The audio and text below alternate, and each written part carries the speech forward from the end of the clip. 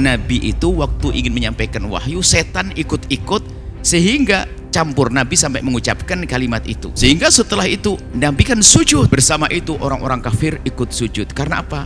Hari ini Muhammad menyanjung Tuhan kita.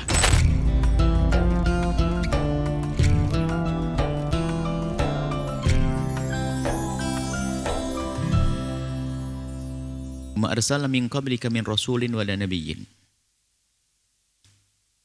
Kami tidak mengutus sebelum engkau wahai Muhammad seorang utusan atau seorang nabi. Kita bahas dulu di sini seorang utusan, seorang nabi. Selama ini kita membahas dalam bahasan ilmu akidah tentang perbedaan antara nabi dengan rasul. Yang selama ini kita fahami dan itu benar pendapat ulama bahwa seorang nabi adalah yang mendapatkan wahyu dari Allah. Namun tidak diperintahkan untuk menyampaikan kepada umat. Adapun rasul adalah yang mendapatkan wahyu dari Allah dan diperintahkan untuk menyampaikan kepada umat. Ini yang ada, yang selama ini kita fahami dan kita hafal, dan itu adalah benar. Padahal sesungguhnya di dalam pembahasan ini ulama ada lagi pendapat yang mungkin jarang kita hadirkan. Bahkan sebagian ulama mengedepankan pendapat itu. Bahwa seorang nabi adalah seorang laki-laki yang mendapatkan wahyu dari Allah dan diperintahkan untuk menyampaikan juga. Sama seperti Rasul. Mendapatkan wahyu dari Allah kemudian diperintahkan untuk menyampaikan. Tidak perlu kita bingung dalam hal ini pendapat ulama kita, bukan ulama di luar akidah kita. Hanya selama ini sudah cukup dengan pemahaman yang kita fahami, pun pada akhirnya kesimpulannya adalah kita beriman adanya nabi, adanya utusan. Sudah cukup. Akan tapi beginilah perbedaan para ulama, bukan pemahaman para ulama, perlu kita hadirkan. Khususnya di saat kita bertemu di sini. Wa ma arsalna. Tidak kami utus. Diutus itu akhirnya diberi oleh Allah dan tentunya setelah diutus untuk siapa? Untuk umat. Jadi yang mendapatkan yang diutus adalah seorang rasul dan seorang nabi. Nabi juga diutus. Ini adalah pendapat, sekadar wawasan saja. Selama ini kita fahami sah benar. Yang kita fahami selama ini adalah benar bahwasanya utusan Allah adalah yang mendapatkan wahyu lalu diperintahkan untuk menyampaikan. Adapun Nabi mendapatkan wahyu tidak diperintahkan untuk menyampaikan. Ini selama ini yang kita dengar dan itu benar. Ini adalah tambahan wawasan, seperti itulah pendapat para ulama. Tentunya para ulama di saat menyampaikan pendapat bukan asal saja, termasuk di saat ini sampai di bab ini. Wa ma arsalna min qablika, kami tidak mengutus sebelummu min rasulin wala nabiyyin, nabi dan rasul. Semuanya adalah diutus oleh Allah. Coba nanti ada pertanyaan, lalu perbedaannya apa antara nabi dengan rasul menurut pendapat yang satu tadi, yang baru ini, yang kita sebutkan. Pendapat yang kedua lah. Kalau yang pertama, pendapat yang pertama, perbedaan antara nabi dengan rasul sangat jelas. Kalau nabi tidak diperintahkan menyampaikan, kalau rasul diperintahkan untuk menyampaikan. Menurut pendapat yang kedua, perbedaannya apa?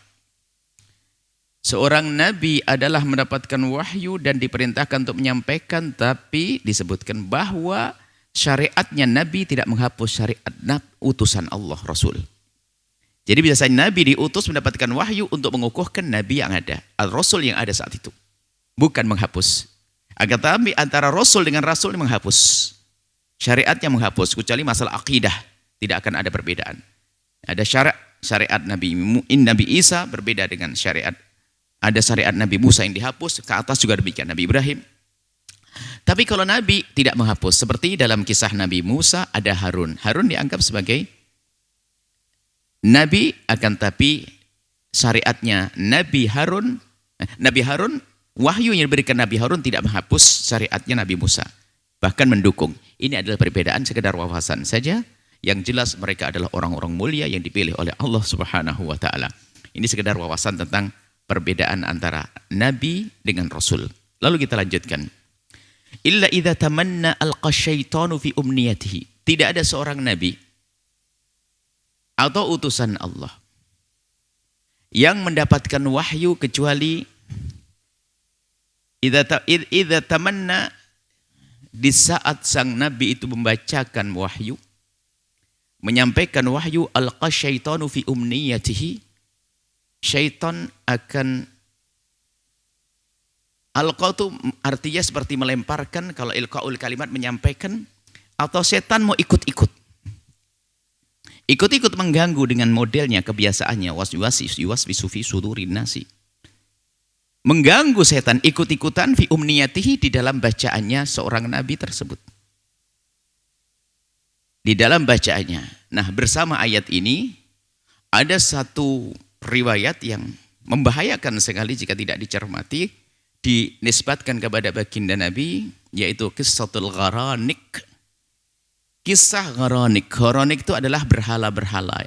Jadi ada ayat Al-Quran atau surat An-Najm itu adalah di saat wan-najm idza hawa, sampai kepada firman Allah Subhanahu wa taala, afara'aytumul Lata wal Uzza, apakah kau tidak melihat berhala Lata dan Uzza, wa manata tsalitsatal ukhra. Nah, ini tentang berhala-berhala tiga itu. Kemudian riwayat, hati-hati. Di situ riwayatnya yang disampaikan atau yang dinukil hari ini, setan memasukkan katanya kepada memasukkan di antara omongan Nabi, sampai Nabi mengucapkan. Apa yang diucapkan Nabi? Nabi mengucapkan, tapi ini jawab, jangan dipercaya dulu, ini hanya itu yang dinisbatkan ke Nabi. Lalu Nabi mengucapkan, tilkal gharanikal ula, itulah berhala-berhala mulia. Wa inna syafa'atahunna laturtaja, sungguh pertolongan berhala-berhala itu sangat diharap. Ini riwayat yang dinukil para sebagian ahli tafsir, dimasukkan bahwasanya Nabi itu waktu ingin menyampaikan wahyu, setan ikut-ikut sehingga campur Nabi sampai mengucapkan kalimat itu. Sehingga setelah itu Nabi kan sujud. Bersama itu orang-orang kafir ikut sujud. Karena apa? Hari ini Muhammad menyanjung Tuhan kita. Ini adalah riwayat yang selama ini dinukil, Qissatul Gharanik. Mungkin saya akan tahu, Qissatul Gharanik ini adalah palsu. Tidak benar. Sebab Nabi tidak mungkin tertipu oleh syaitan. Akan tapi memang di sana ada seperti ya. Kita harus jujur bahwa Ibnu Hajar Al-Asqalani setelah yang jelas ulama semuanya jumhur mengatakan itu adalah batil, kerjaan orang-orang yang memasukkan sesuatu dari luar dalam Islam. Secara sanad tidak benar sudah. Secara makna pun juga tidak benar. Secara matan, secara sanad itu mata rantai periwayatan hadis itu adalah disebutkan para ulama ini batil, ini dusta, ini adalah palsu dan seterusnya. Adapun yang selama ini ditemui di Fathul Bari itu berandai-andai, Ibnu Hajar Al-Asqalani ini seolah-olah memang menganggap riwayat itu benar ada, akan tapi tentu seandainya benar bagaimana maknanya, tapi tidak mungkin Nabi tertipu. Ya, maknanya bermacam-macam penafsiri, ada yang misalnya ada orang bersuara seperti suaranya Nabi sehingga orang yang mendengar tertipu dan sebagainya. Sudahlah, kita lupakan ini. Ulama Imam Razi, Imam Qudiyat dan semuanya mengatakan itu riwayat batilah, itu tidak benar. Qissatul Gharanik tidak benar, maka jangan sekali-kali kita menukil kisah Gharanik bahwasanya Nabi terpengaruh, jadi setan membisikkan lalu Nabi berucap, Nabi la yantiku anil hawa in huwa illa wahyun yuha. Nabi terjaga tidak berucap kecuali wahyu, gak ada keperucut, salah ngomong tidak ada Nabi. Adapun kisah sujud itu memang, nah sebagian menisbatkan ini diriwayatkan Imam Bukhari Qissatul Gharanik. Oh tidak, di dalam Sahih Bukhari tidak ada kisah Gharanik. Memang betul turunnya ayat An-Najm itu, ayat itu ada, tapi kisah tentang Gharanikul ula tidak pernah ada. Tentang berhala-berhala yang mulia yang disanjung itu tidak ada. Jadi yang menisbatkan kepada Imam Bukhari adalah salah, tidak benar. Jadi Qissatul Gharanik adalah kisah batilah, kisah yang salah dan tidak boleh diriwayatkan. Hanya disebut saja justru untuk dijelaskan bahwasanya itu adalah tidak benar. Tidak mungkin tertipu. Tidak mungkin tertipu. Nabi dijaga oleh Allah. Tidak akan kepleset salah ngomong, apalagi omongan yang membahayakan urusan akidah. Lalu apa makna daripada ayat ini? Kita jelaskan nanti. Kemudian idza tamanna, tamanna itu maknanya ada dua makna. Qara'a, yang pertama membaca. Selama ini disebutkan para mufassirin seperti itu, tamanna qara'a, membaca. Jadi kalau Nabi ingin membaca syaitan akan memberikan, mewaswas, mengganggu fi umniyati, di dalam bacaannya seorang Nabi. Tapi fayansakhullahu ma yulqi syaitan. Karena Nabi adalah menyampaikan wahyu, tidak boleh salah, maka memang ada setan menggoda, tapi sudah dihapus oleh Allah. Jadi semua Al-Quran ini adalah benar, jangan sampai membawa kisah kronik. Ini sudah dijelaskan. Fayansakhullahu ma yulqi syaitan. Ada Nabi diganggu oleh syaitan, tapi tidak akan berpengaruh. Ada gangguan-gangguan yang masuk karena syaitan selalu ingin menjerumuskan umat. Tapi langsung ditepis, fayansakhullah, Allah akan hapus. Ma yulqi syaitan. Apa yang disampaikan, apa yang dibisikkan syaitan dihapus. Tidak mungkin Nabi terpengaruh. Tsumma yuhkimullahu ayatih. Kemudian Allah menguatkan ayatnya, menjaga ayat-ayat yang Allah turunkan, tidak akan mungkin diganggu sampai hari ini. Ini makna tamanna kalau diartikan makna qara'a. Di sana ada yang mencoba menafsiri, karena makna tamanna itu ada yang maknanya tamanna itu adalah membaca. Biarpun ini adalah justru yang jarang kita dengar makna tamanna membaca, akan tapi memang dalam bahasa Arab ada tamanna makna membaca. Ada tamanna adalah berharap kebaikan.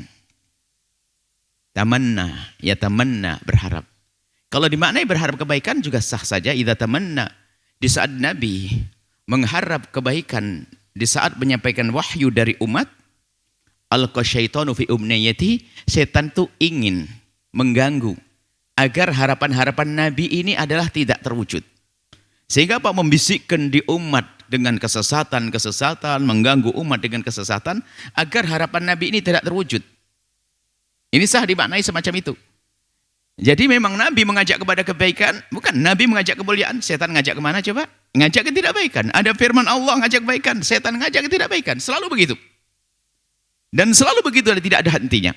Itu sebagian makna umniyah, itu adalah harapan-harapan kebaikan. Nabi dirusak oleh setan dengan mengganggu umat. Sampai kapan? Sampai hari kiamat.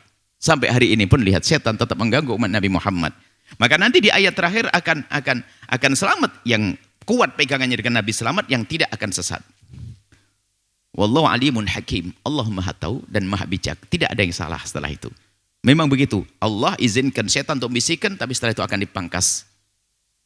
Tidak akan bisa merusak ayat-ayat Al-Quran. Semua Al-Quran adalah benar dari Nabi, dan tidak ada yang disisipkan dari manapun, tidak ada. Semuanya adalah dari Allah Subhanahu wa taala, dari Nabi dan dari Allah Subhanahu wa taala. Kisah Gharanik sudah selesai. Artinya karena sudah selesai nggak perlu dibahas. Cuman ada di sana di luar Islam mencoba menghadirkan itu, kemudian dijadikan alasan untuk ya menyesatkan. Adapun kisah sujud, waktu membaca turun surat An-Najmi ini, begitu indah kalimatnya, mengagumkan, dan isinya juga luar biasa dahsyat. Lalu bersama kaum muslimin waktu itu bagi Nabi Muhammad sujud. Orang-orang kafir Quraisy ikut sujud, bukan karena Gharanik, kisah cerita Gharanik. Orang-orang itu ikut sujud, kenapa? Di saat ikut mendengar, terbawa kepada indah kalimat Al-Quran, indah makna Al-Quran, terpesona. Sehingga orang-orang itu adalah waktu ikut sujud, orang kafir itu tidak di luar kesadarannya. Karena orang pada sujud, ikut sujud. Begitu dahsyatnya sentuhan Al-Quran. Kecuali bagi orang yang mendengki saja. Jadi dia terpesona, orang-orang kafir itu ikut sujud. Biarpun sujudnya nggak jelas tujuannya. Kenapa? Ngelihat orang tiba-tiba ikut sujud. Karena apa? Terpesona di saat mendengar ayat Al-Quran dibacakan, surat An-Najmi ini dibacakan, terpesona, lalu ikut sujud. Ini cerita tentang sujud. Jadi dalam hadis Bukhari adalah sujudnya Nabi di akhir ayat. Bukan waktu Gharanik lalu sujud, bukan itu. Dan kisah Gharanik adalah cerita palsu, tidak boleh dibawa-bawa. Kita lanjutkan. Liyaj'ala ma yulqi syaitanu fitnatan lilladzina fi qulubihim maradun laini. Apa yang telah dibisikkan syaitan? Apa yang telah dibisikkan syaitan? Itu akan menjadi apa? Fitnah. Yang dibisikkan syaitan, dibisikkan kepada Nabi ditepis, nggak bisa. Akan tapi dibisikkan kepada umat Nabi. Jadi Fitnatan lil ladzina fi qulubihim maradun, maka bisikan-bisikan itu akan menjadi fitnah, petaka, diikuti, didengar, dipatuhi bisikan, bukan firman Allahnya yang didengar, tapi bisikan-bisikannya yang didengar. Dengar Al-Quran mengatakan jangan, bisikan setan mengatakan lakukan, milih melakukannya. Dan itu selalu. Maka bisikan-bisikan syaitan itu artinya ini kan bukan ini ayat ini saja. Semua ayat itu begitu. Wala taqrabuz zina, jangan kau dekati zina. Setan bisikan, ada di situ keindahan, ada di sini bisikan.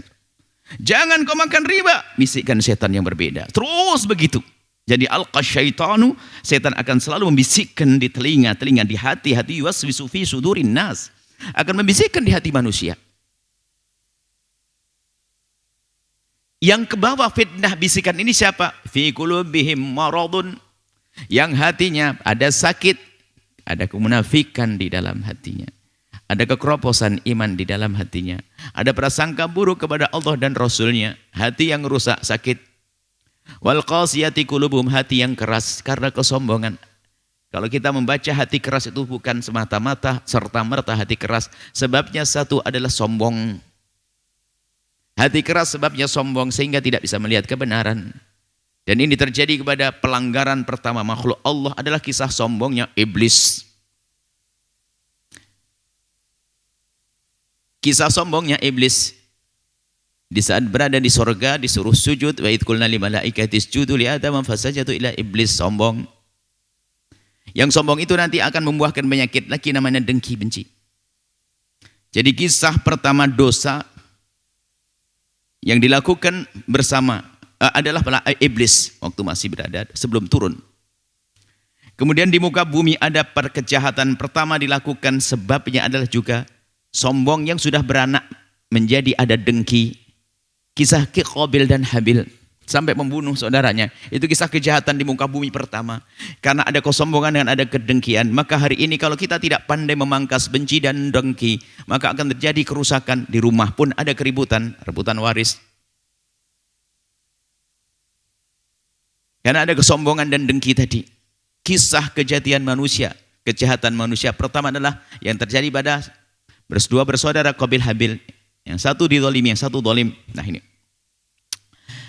Kalau hati keras itu kayak begitu, dinasihati susah. Tidak bisa menerima kebenaran yang sampai kepadanya. Wa inna zalimina lafi syikakim ba'id.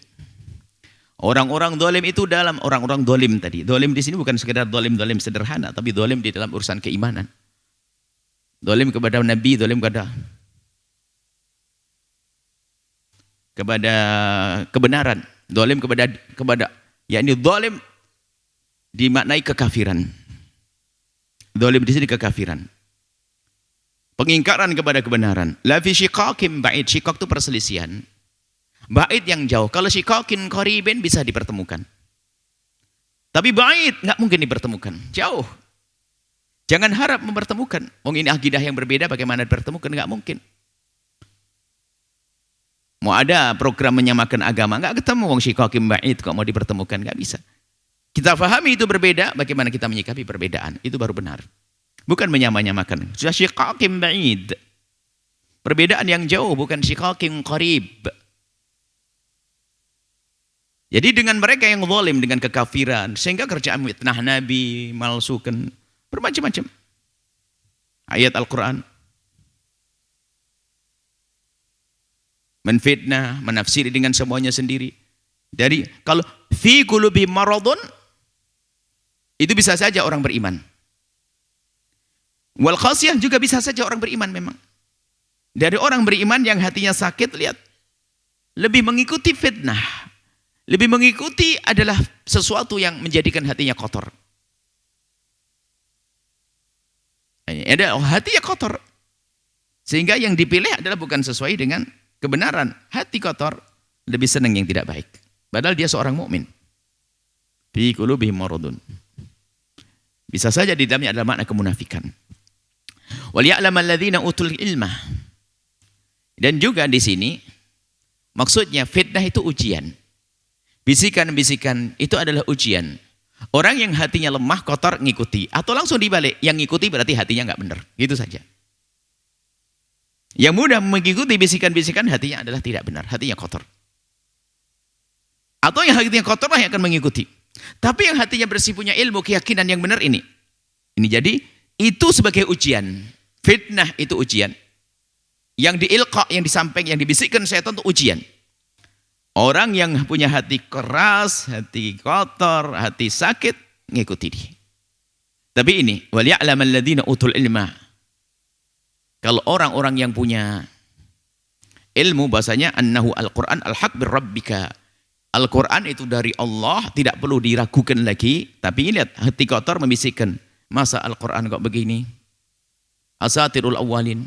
Kan yang dibisikkan, kalau kita menyebut apa yang dikatakan para mufassirin, jadi setiap ada ayat Al-Quran turun kepada Nabi itu, setan membisikkan di pikiran hati-hati mereka itu apa? Itu adalah anak Muhammad pembawa sihir, Muhammad pendongeng, asatirul awalin, Muhammad begini, pendusta, Muhammad begini.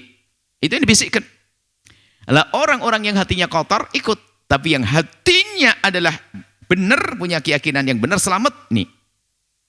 Annahul haq, itu dari Allah Al-Quran. Al-Quran dari Allah min rabbik fayu'minu bihi, sehingga bagi mereka mudah beriman, nggak bisa diganggu. Wa tuhbita lahu qulubuhum, sehingga hati mereka, tuhbit itu adalah al-qulub al-khabitah, itu hati bukan sekedar hati mendengar, hati yang patuh, hati yang tunduk. Hati mendengar, hati yang patuh, hati yang tunduk. Mendengar dulu hatinya. Patuh ini berusaha untuk mengikuti pokoknya. Kalau tunduk, lihat, sudah nggak bisa diapa-apain, diganggu oleh siapapun. Jadi betul kita menjadi tunduk, patuh, dan mendengar hatinya.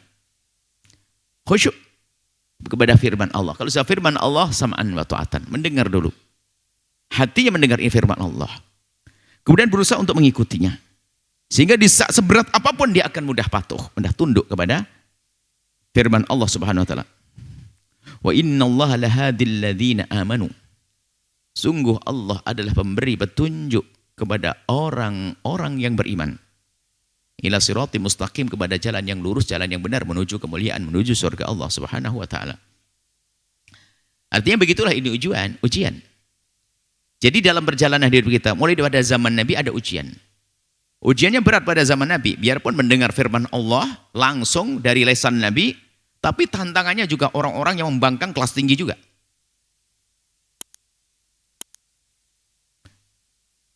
Dan orang-orang hebat, yang menentang orang-orang hebat. Jika dikatakan Al-Quran dengan keindahannya yang mengalahkan syair-syair para pujangga, maka pada zaman itu memang banyak pujangga-pujangga hebat yang bisa membuat syair-syair indah. Sehingga untuk menilai Al-Quran itu ya mereka. Jadi kalau disebutkan mukjizat itu, biasanya Allah berikan mukjizat kepada seorang nabi itu disesuaikan dengan apa yang ngetren saat itu. Nabi Isa ngetren ilmu kedokteran. Nabi Musa beri mukjizat yang ada hubungannya dengan kedokteran. Menyembuhkan kusta, menyembuhkan buta. Tapi pada zaman Nabi, di situ adalah zaman berkembangnya dunia sastra. Pujangga-pujangga hebat. Jadi orang itu baru bisa dibanggakan kalau sudah catatan-catatannya digantungkan di pintu Ka'bah. Ini berarti telah menjadi syair yang paling bagus. Favorit, syair yang paling dahsyat. Dan begitu berlomba-lomba. Turun Al-Quran. Runtuh semuanya. Kagum, ini bukan syair tapi melampaui syair. Syair kan ada, bahar ada hitungannya. Akan tapi ini tidak tunduk kepada rambu-rambu syair, tapi kok lebih dahsyat dari syair dan penuh makna. Nah, itu mengagumkan mereka sampai menantang, fa'tu bi suratin mithli wa syuhada'akum min dunillahi in kuntum shadiqin. Ayo datangkan, kumpulkan para pujangga-pujangga untuk buat satu surat saja. Tidak mampu. Nah, ini kedahsyatan Al-Quran. Nah, orang yang beriman mudah percaya sebetulnya. Orang yang hatinya bersih, tidak punya marot, tidak punya qaswah. Tidak ada sakit, tidak ada kesombongan, begitu gampang dengar Al-Quran. Lalu tunduk patuh. Yang menjadi pembatas adalah kesombongan Abu Jahal dan orang-orang yang serupa Abu Jahal. Mengerti sebuah kebenaran tapi tidak bisa menerimanya. Kagum, kagum kepada Al-Quran tapi tidak bisa tunduk. Tapi yang terbersih, terbebaskan hatinya dari penyakit tadi. Juga tidak keras hatinya futuh bita. Lahu qulubuhum, hatinya mudah tunduk. Dan Allah lah yang membawa mereka kepada petunjuk. Innallaha lahadin wa innallaha lahadil ladzina amanu ila siratim mustaqim. Ini orang beriman, tapi orang kafir gimana? Orang kafir tetap dengan keadaannya.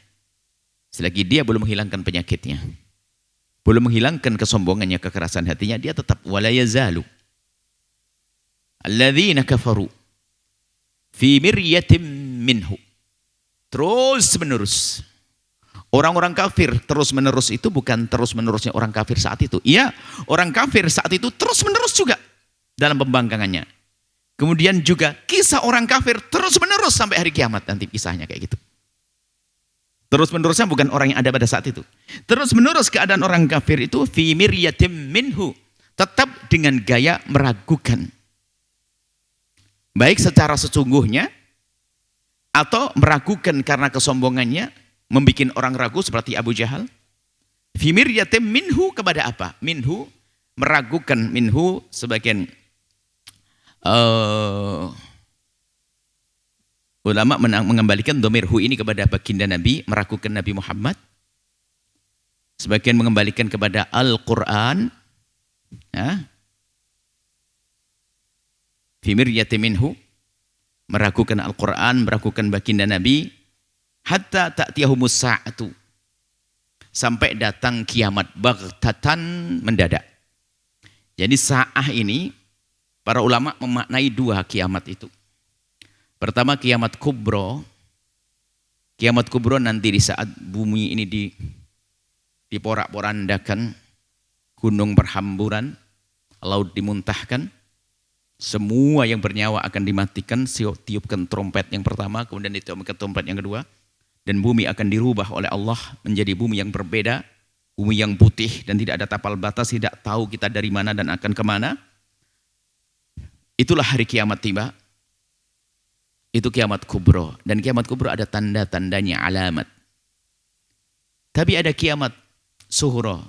Dan itu pasti semua orang melihat. Kiamat suhro itu adalah akhir kehidupan kita. Sebetulnya kisahnya kiamat kubro dengan kematian kita itu sama. Nggak berguna lagi setelah itu dunia. Harta yang melimpah kita tinggalkan. Suami, istri, anak kita tinggalkan semuanya. Kiamat suhro. Sehingga jangan menunggu kiamat kubro. Bisa saja kita tidak menemui kisah gunjang dimuntahkannya laut itu. Tapi bahkan orang beriman tidak akan menemukan dahsyatnya keadaan dia hari kiamat itu. Kan disebutkan dalam kitab Samiyat, coba kembali kepada kitab Samiyat yang pernah kami hadirkan.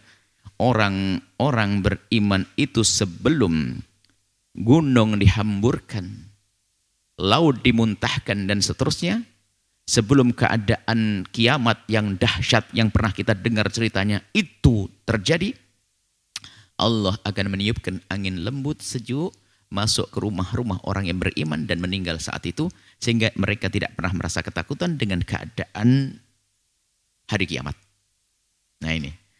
Tapi yang perlu kita pikir hari ini kiamatmu, kiamatku, kematian. Nah inilah. Wala zalul ladzina kafaru fi miryatin minhu, dan terus orang kafir yang ada pada saat itu terus menerus dengan kekafirannya. Sampai datang kiamat. Dirinya sendiri sampai mati. Abu Jahal mati. Ini mati. Atau di makna lain, wala yazalul ladzina kafar, terus orang-orang kafir dari masa ke masa terus ada model orang kafir kayak begitu, nganggung rusak sampai datang kiamat nanti baru selesai kisahnya. Dan begitulah yang Allah berlakukan dalam kehidupan manusia.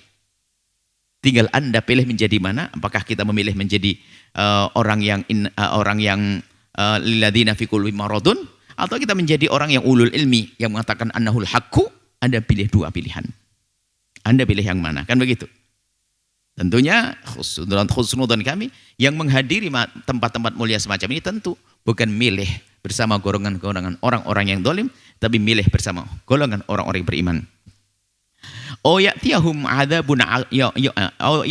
adabu yaumin aqim. Jadi orang-orang kafir yang dengan pembangkangannya, dengan kebenaran yang Allah kirim ke telinga, mata mereka, yang mereka saksikan, maka terus dia akan seperti itu. Dan bervariasi, berinovasi di dalam membuat kerusakan. Membuat perlawanan kepada kebenaran. Sampai kapan? Sampai datang kiamat pribadinya mati. Atau orang kafir terus sampai kiamat sesungguhnya tiba nanti, kiamat kubra. Au ya'tiyahum adabu yaumin aqim. Atau datang kepada mereka nanti siksa yaumin aqim. Yaum itu hari, aqim itu kalau untuk manusia aqim itu mandul. Di hari mandul itu bagaimana? Ini istilah. Hari bagi orang-orang kafir tidak ada harapan. Kalau kita, hari dunia ini tidak mandul. Di saat ada siang ada harapan malam, bisa tidur saya. Ada malam, ada siang besok. Di saat siang ada malam, ada harapan. Ada malam, ada siang. Tapi yaumun aqim itu adalah, kalau diterjemahkan tuh hari kiamat itu nanti itu kan nggak ada siang tok, nggak ada istilah malam, nggak ada ini hari.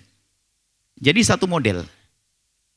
Aqim nggak ada harapan lagi setelah itu. Kayak seorang yang mandul tidak berharap punya anak. Jadi gak ada harapan bagi orang kafir sudah. Tinggal merasakan siksa yang panjang dan tidak ada akhirnya. Aqim tidak akan melahirkan rahmat saat itu. Bagi orang-orang kafir. Jadi kayak orang mandul, perempuan mandul. Yaumin aqim.